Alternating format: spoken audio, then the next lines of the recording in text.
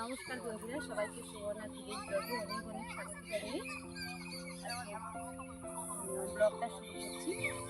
তো আজকে কি করছি, হাতে তো কেটেছি ধান, আর মেঘ দেখে কিন্তু সব ধান হাতে কাটতে পারিনি, তাই কি করেছে করা হয়েছে, মেশিনে কাটা হয়েছে ধান। তাই মেশিনে কেটে এনে সব এখানে বয়ে এনে ঢালা গাড়ি লাম্বারি করেই এসছে ধানটা।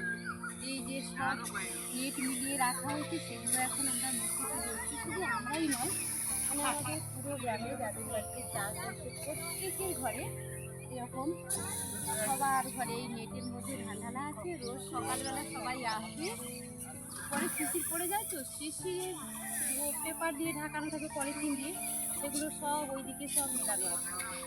আর কি করে, নেটের মধ্যে সবাই ধান মিলতে ব্যস্ত। তো আমরাও তাই, আমাদেরও ধান মিলতে হবে, আমরাও ধান মিলাতে ব্যস্ত। এদিকে কি করছে, ধান টানা দিয়ে ধানগুলো মেলাচ্ছে।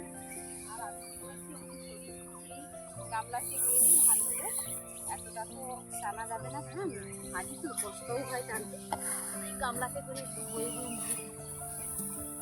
আর কি হয়, এই যে মেঘ করে আছে, সবাইকে একদম কি বলবো, সবসময় মনে হবে কখন বৃষ্টি চলে আসবে, কখন বৃষ্টি চলে আসবে। একদম সজাগ থাকতে হবে। মেঘ দেখলেই আবার দৌড়ে এসে সব বোঝাতে হবে, নয়তো আবার বৃষ্টিতে ভিজে গেলে তখন লাভের থেকে ক্ষতিটা বেশি হয়ে যাবে। তাই সবাই একদম রান্না খাওয়া দাওয়া সেরে সব একদম ঠিকঠাক কাজ রেডি করে দিতে। আর ধানের রং হয়েছে বন্ধুরা, এবারে দেখো যেন একদম সোনা। সত্যি সত্যি ধানকে যে সোনার সঙ্গে তুলনা করা হয়েছে, একদম যেন সোনা। একদম ছোট ধান, ফলনে ভালো হয়েছে, কিন্তু করতেই হবে, কষ্ট না করলে তো আর চেষ্টা পাওয়া যায় না। হ্যাঁ, তাই এখন সবাই ধান নিতে আমরা ব্যস্ত। পুরো মাঠ, আমাদের স্কুলের সামনের মাঠ, এত বড় মাঠ, প্রত্যেকের বাড়িতে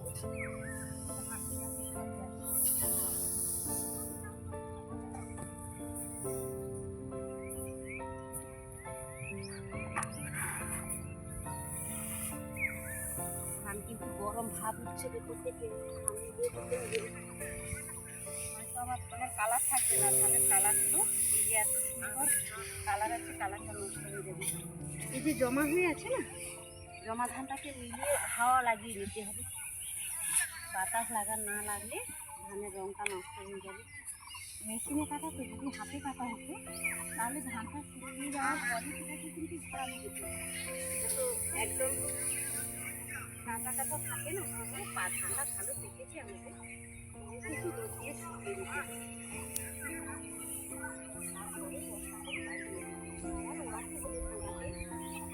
অনেক কাজ। সেদিকে একটা নেট ফেলবো না, কি গো? ও এখানে এটা হলো, আর সেদিকে একটা নেট ফেলবো।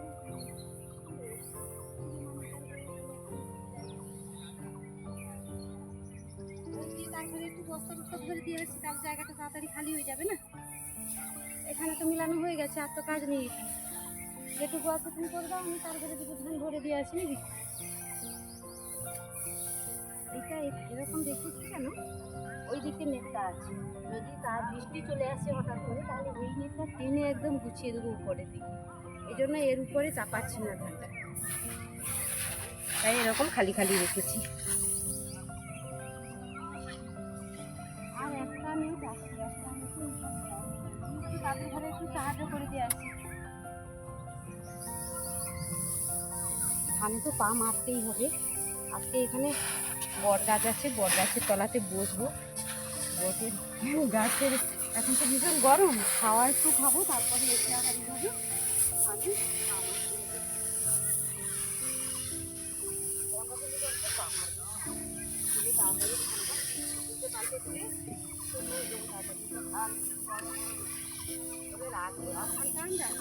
কিন্তু আপাতত পক্ষে 3 দিন রোদ খাওয়াতেই হবে।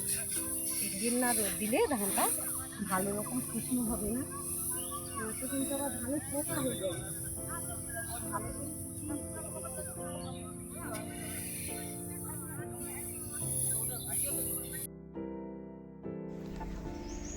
ধানগুলো তো শুকনো হয়ে গেছে বন্ধুরা, তো কি করছি এখন, ধানগুলো সব বস্তা করে নেবো।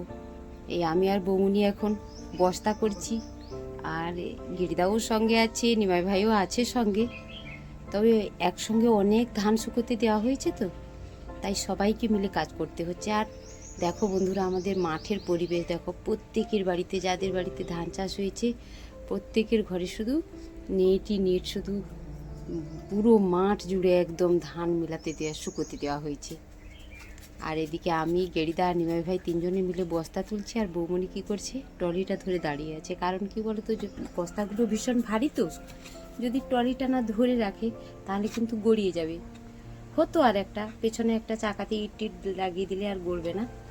আর ধান ভীষণ ভালো হয়েছে তো, আর ধান বস্তাগুলো ভীষণ ওয়েট, এগুলো 70-75 ডাকবে, এই জন্য তুলতে তিনজনকেই রাখতে হচ্ছে না তোলা। আর গেড়িদা একটু বেটে তো, একটু ট্রলির উপরে যখন 2-3টে বস্তা তুলবো তখন একটু অসুবিধে হয়, এই জন্য একটু ধরে দিতে হয়। ক্ষমতা আছে কিন্তু শর্ট ফিগারের জন্য একটু অসুবিধে হয়।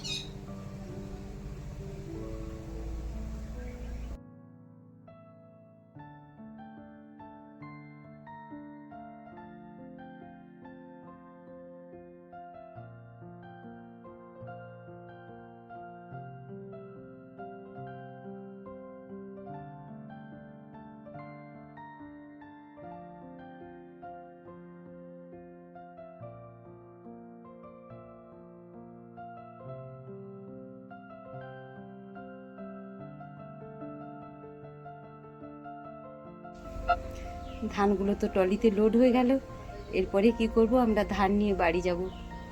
ওই যে বস্তাগুলো ঠিক করছি এখন, আমি আর গেড়িদা আছি পেছনে, আর নিমাই ভাই আজকে ট্রলিটা টেনে নিয়ে যাবে। কি হবে, না ঠেললে নিয়ে যেতে পারবে না, অনেক বস্তাগুলো ভারী, আর মাঠটাও একটু উঁচু নিচু আছে, তাই কি করতে হবে, ঠেলে নিয়ে যেতে হবে। বাড়ি গিয়ে একদম বস্তাগুলো সব জমিয়ে রাখবো। ত্রিপলগুলো ছিল সেইগুলো সব তুলে নেওয়া হচ্ছে। আজকে ধান শুকনো শেষ হয়ে গেল, 2-3 দিন মাঠেই ছিলাম, রোদে দেওয়া হচ্ছিল রোজ, তো এই জন্যই সব যত পলিথিন ছিল, ত্রিপল ছিল, ঢেকে রাখা ছিল, সেগুলো সব আজকে গুছিয়ে নিয়ে যাচ্ছি। এই জন্য সেগুলোও সব ট্রলির মধ্যে তুলে নিচ্ছি। এবারে বাড়ির পথে রওনা হলাম। সবাই এতক্ষণ সঙ্গে থাকার জন্য সবাইকে অনেক অনেক ধন্যবাদ, অনেক অনেক ভালোবাসা। সবাই ভালো থেকো, ঈশ্বর সবার মঙ্গল করুন। দেখা হবে পরের ব্লগে।